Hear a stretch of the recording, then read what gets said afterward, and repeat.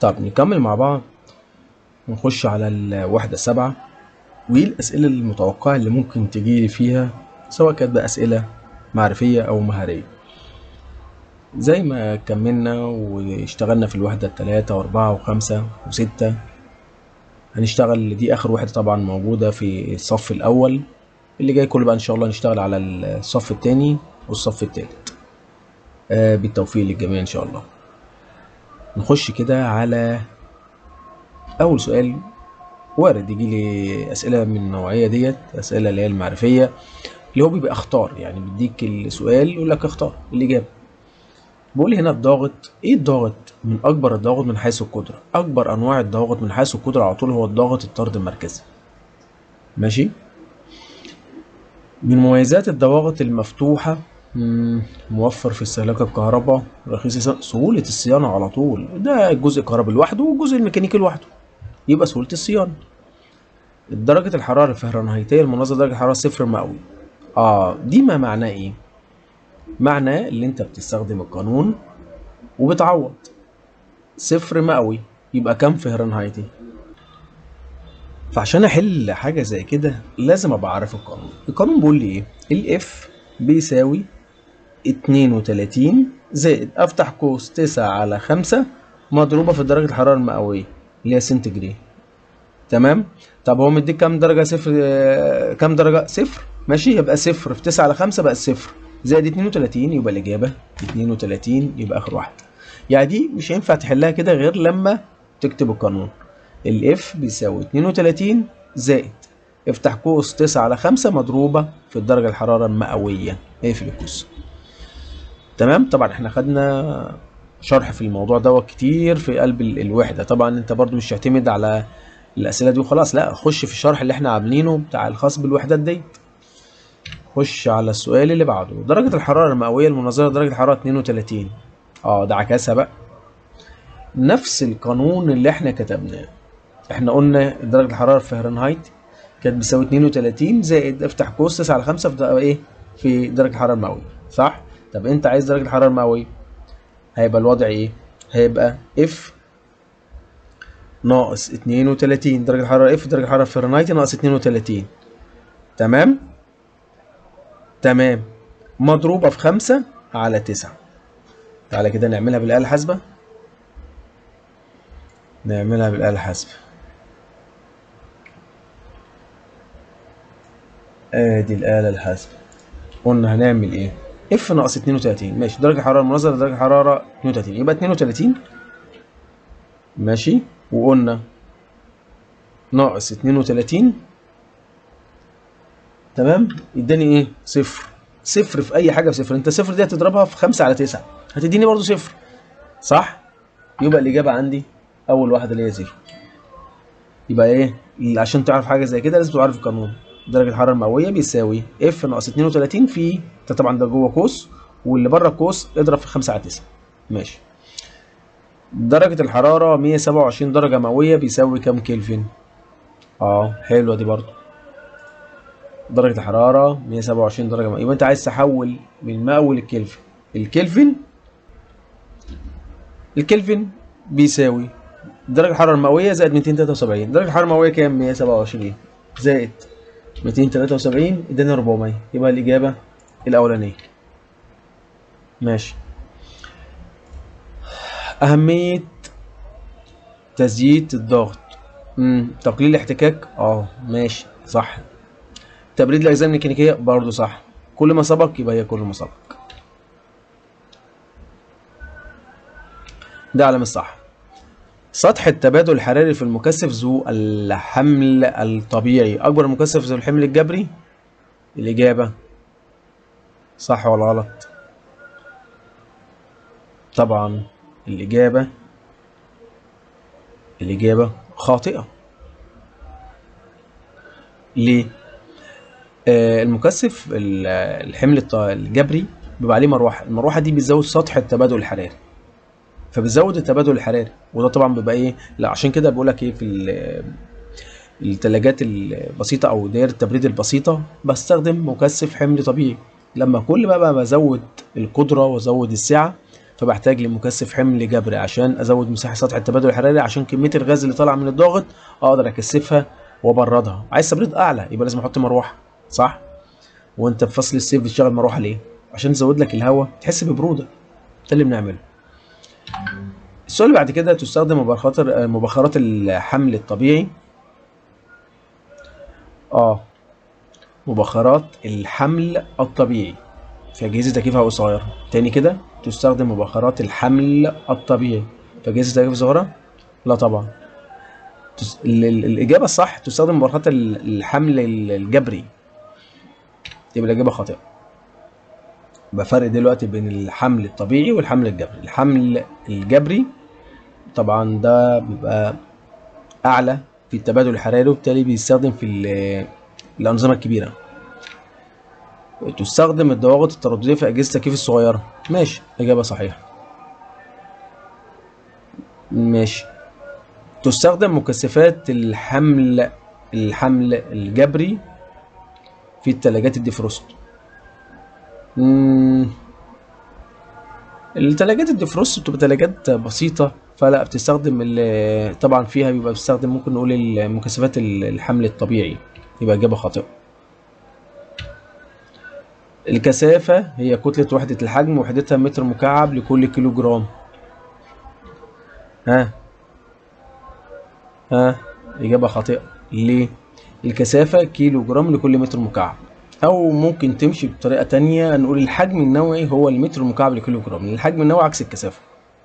أما الوحدة اللي موجودة حاليا دي قدامي دي الحجم النوعي، أما الكثافة كيلو جرام لكل متر مكعب. غيره من أنواع الضواغط موجبة الإزاحة الضواغط الترددية. إجابة صحيحة، دي خدناها في أنواع الضواغط. من مميزات مكثف المبرد بالهواء لا يحتاج أي مضخات. طبعا، لأن الميزة فيه المضخات دي بتستخدم في المكثفات المبردة بالمية. حلو السؤال ده. اذكر العوامل المؤثرة على انتقال الحرارة للمبخر أو المكثف.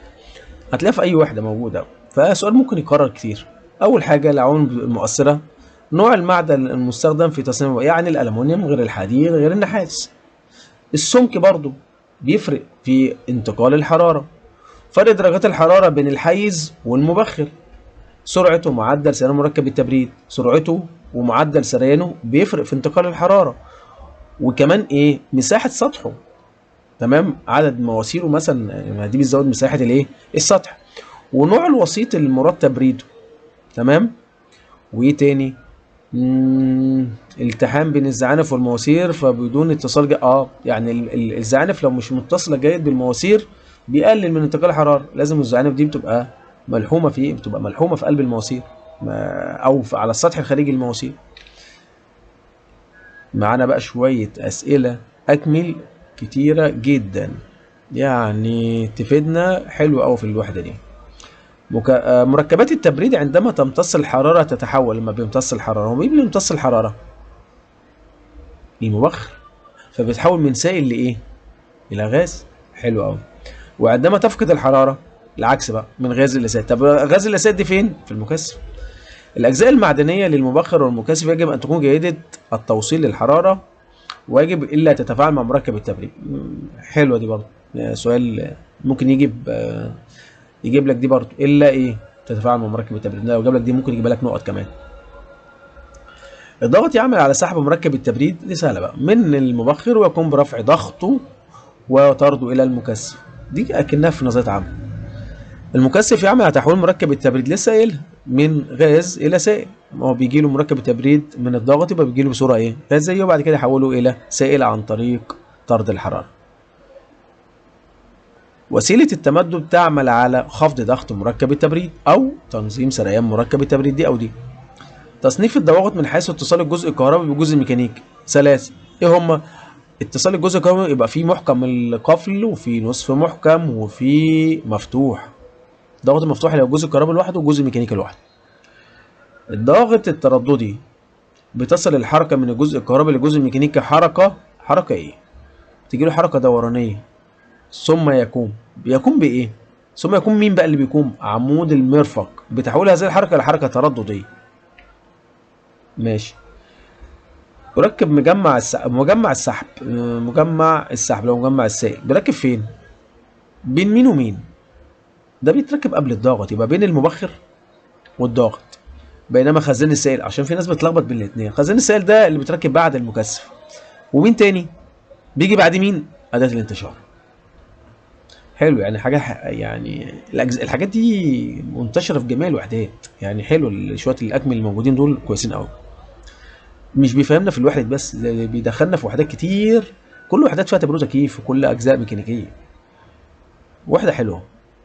من العوامل المؤثره على انتقال الحراره في المكثف لسه قايلها، زي المبخر، سمك معدن اللي هو مصنوع منه، السمك والمعدن نفسه. تمام، اللي هو معامل التوصيل الحراري للمعدن، لا هو باختلاف المعادن، يعني مثلا النحاس غير الالمونيوم غير الحديد، والسمك كمان. ومساحه السطح، مساحه السطح بقى بتيجي من عدد او بيبقى عباره عن لفات. تمام، كل ما يزيد عدد اللفات بيزيد مساحه السطح. انواع المكثفات، في هنا فرق درجات الحراره برضه ما قلناش، ماشي. وفي معدل سريان مركب التبريد زي اللي قلناه في المبخر، ومعدل السريان الفريون. يبقى تشوف السؤال اتكرر مرتين ازاي. طيب نيجي السؤال اللي بعده، اذكر انواع المكثفات. في مكثفات تبريد هواء، في مكثفات تبريد مكثفات تبريد ميه، وفي مكثفات تبخيريه اللي هو ايه، هواء وميه. الفرق بين مكثف تبريد هواء الطبيعي ومكثف تبريد هواء الجبري طبعا الجبري بيبقى عليه مروحه. ايه المميزات اللي تتميز بها مكثفات المبرده بالهواء عن مكثفات المبرده بالميه؟ التكلفه بتبقى ارخص، دي اول حاجه، وصيانتها ارخص برضو. تمام، وانا بستخدم ايه، ببرد بين بالهواء، والهواء بفلوس ببلاش للهواء لحد دلوقتي ببلاش. تمام، لسه ما دفعناش عليه حاجه. طيب وكمان ايه، المكثفات المبرده بالميه بنستخدم معاها مضخه بامب طلمبه، صح؟ دي لا ما فيهاش، لا تحتاج الى مضخه ميه. تمام، وكمان مش بتحتاج لمساحه كبيره، لا مكثفات تبريد الميه محتاجه مساحه، وعايز بقى كولينج تاور، برج تبريد يعني بيستخدم في الدوائر الكبيره مكثفات تبريد الميه دي. بص لسه برضو مكمل في اكمل برضو شويه اسئله جميله، يعني مش ممكن تيجي في الواحد دي، ممكن تيجي في حاجات كتير. ما هي مميزات وعيوب الانبوبه الشعريه؟ مميزاتها رخيصه وما فيهاش اجزاء ميكانيكيه متحركه، وبالتالي عمرها الافتراضي كبير، بساطه تركيبها، سهوله تصنيعها. طب عيبها، اللي المركب التبريد بتدخله هو اللي بتخرجه، يعني مش بتستخدم مع الاحمال المتغيره. طيب اهميه وجود الفلتر بدايه التبريد. الفلتر بيعمل ايه؟ حجز الشوائب، امتصاص الرطوبه. ماشي. صمام التمدد الحراري العادي يؤثر عليه ضغطين، ضغط من اعلى اللي هو ضغط البلب الحساس، وضغط من اسفل اللي هو ضغط الياي. عند زياده الحمل درجه الحراره عند نهايه لما بيزيد الحمل اللي دي علاقه بالصمام التمدد. لما بيزيد الحمل بترتفع درجه الحراره عند نهايه المواسير، اما عند انخفاض الحمل تنخفض درجه الحراره عند نهايه المواسير. اللي فاهم صمام التمدد هيعرف يجاوب على السؤال ده. وشوف احنا ايه، اكمل برضو شويه اسئله ممتازه. انواع الضغوط، في الضغط الجوي، في الضغط المقاس، وفي الضغط المطلق. ماشي. الضغط هو القوة المؤثرة على وحدة المساحة، ويرمز لها بالرمز B، تقاس بقى بالباسكال، اللي هو نيوتن متر مربع، PSI بار. بينما هو وحدة الكتلة من المادة يقاس بوحدة الكتلة من المادة اللي هو الحجم النوعي. لسه قايلينها بيتقاس بايه؟ متر مكعب لكل كيلو جرام. ماشي. معدل سريان الكتلة، معدل سريان الكتلة هو معدل تغير الكتلة بالنسبة لإيه؟ معدل السريان هو معدل تغير الكتلة بالنسبة للزمن، ويقاس بإيه؟ استنى كده، كنت بوطي الصوت. ماشي. تغير الكتلة بالنسبة للزمن ووحدته. معدل السريان بيتقاس بإيه؟ كيلو جرام بير سكند على الثانية. هو وسيلة لقياس الضغط المنخفض نسبيا، وذلك بموازنة الضغط. ايه اللي بيقيس الضغط؟ المانومتر. قانون بويل يحدد العلاقة بين الضغط وايه تاني والحجم عند ثبوت درجة الحرارة. قانون شارل يحدد العلاقة بين الحجم ودرجة الحرارة عند ثبوت ايه؟ الضغط. اللي عارف درس بقى معانا ودخل في الوحدات وفهم، احنا شرحنا قانون بايل وخدنا عليه امثله، قانون شارل نفس الكلام. بس ممكن بقى مش يجيب لك مساله والكلام ده، ممكن يجيبها لك بصوره حاجه زي كده، فاهمها ولا مش فاهمها؟ فلازم نحفظ الحاجات دي. وحده قياس الضغط الباسكال نيوتن على متر مربع. وحده قياس الضغط البي اس اي بالعربي ايه؟ رطل عبوسه مربع. الماده هي كل ما يشغل حيز من الفضاء وله كتله. انواع المكثفات، مكثفات مبرده بالحمل الطبيعي وفي بالحمل الجبري. تمام. الحمل طبعا في منها 3 انواع. بص كده بقى، اللي هي الحمل الطبيعي. الحمل الطبيعي في منها 3 انواع، مكثفات زي مواسير عاريه ومواسير مزعنفه ولوح وملف. تمام ماشي. المكثفات المرادة بالحمل الجبري اللي بتبقى عليها مروحة. ده طبعا ناخد بقى الأسئلة المهارية. قم بإجراء عملية تفريغ بطلمبة الفاكيوم لثلاجة عادية. التلاجة عادية طبعا بقى ايه، ده السؤال المتوقع لو جات لك حاجة في الوحدة دي. اعمل عملية تفريغ بس بطلمبة فاكيوم. تعالى كده نخش. أول حاجة عندي هنا أنا هعمل عملية تفريغ. تمام. أوصل طبعا هنا الوصلة المشتركة هوصلها بالطلمبة، والوصله بتاعت عداد الضغط المنخفض هوصله بايه؟ بلف الايه؟ السحب. ماشي خلاص. بعد كده اقوم فاتح طبعا المحبس ده ما اجيش جنبه خالص، المحبس ده اقفله خالص، انا مش محتاج ده، الجزء ده مش محتاجه.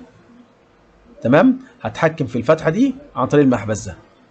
تمام خلاص. اقوم فاتح المحبس الضغط المنخفض وافتح الطلمبه. تمام. وابدا اعمل عمليه فاكيوم. ابدا اعمل عمليه ايه؟ فاكيوم.